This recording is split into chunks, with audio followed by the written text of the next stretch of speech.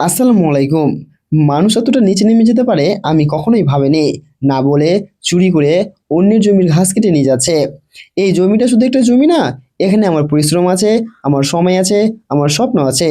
প্রতিটা ঘাস, প্রতিটা সবুজ রং আমার চোখের সামনে বড় হয়েছে। কিন্তু একদিন বিকালে এসে দেখি সবকিছু বদলে গেছে।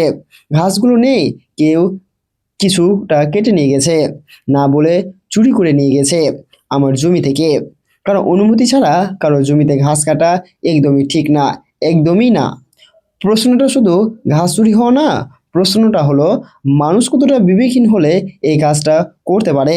তারা কি জানতো না এটা অন্যের জমি? তারা কি বুঝতো না এটার পেছনে কারো কষ্ট আছে, কারো পরিশ্রম আছে, কারো সময় আছে? একটু ঘাসই তো, এতে এমন কি? হয়তো তারা এমনটাই ভাবে, কিন্তু না, এই একটু জিনিসটাই কারোর জন্য অনেক বড় কিছু। আমি একটা স্বপ্ন দেখেছিলাম।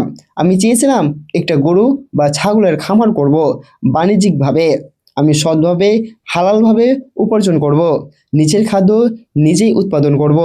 কিন্তু যদি মানুষ এভাবে না বলে নিজের ইচ্ছা মতো ঘাস কেটে নিয়ে যায়, তাহলে আমি কখনোই আমার স্বপ্নের খামার বা শখের খামার তৈরি করতে পারবো না। সত্যি বলতে, এই ছোট ছোট ঘটনাগুলোর কারণেই অনেক সময় আমরা পিছিয়ে যাই। কখনো কখনো ভয় লাগে। আমি একটা বাস্তব কথা বলি।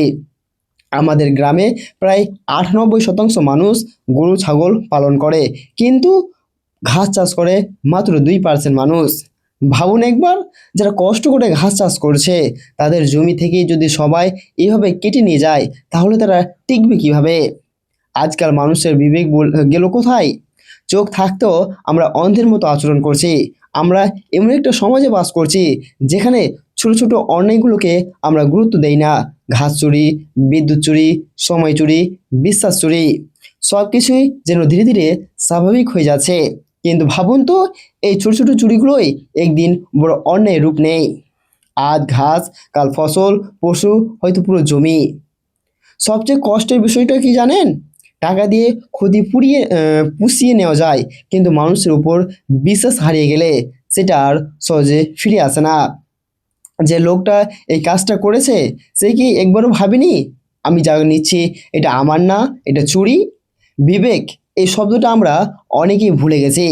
বিবেক মানে শুধু ভালো মন্দ জানা না, বিবেক মানে হলো খারাপ কাজটা না করার সাহস রাখা।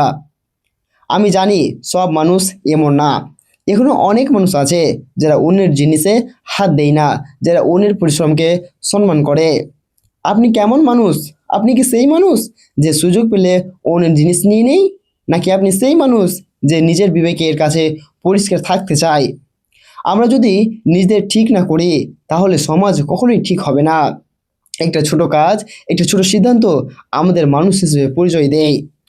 আজ আমার জমি থেকে ঘাস কেটে নিয়ে নেওয়া হয়েছে, হয়তো কাল আপনার সাথে এমন কিছু ঘটতে পারে। তাই আজই নিজেকে প্রশ্ন করুন, আমি কি সঠিক কাজ করছি? কারণ মানুষের আসল পরিচয় তার সম্পদে না, তার বিবেকে। কথাটা যদি মনে লাগে, একটা লাইক দিও আর শেয়ার করে অন্যদেরও ভাবতে শেখাও। ধন্যবাদ।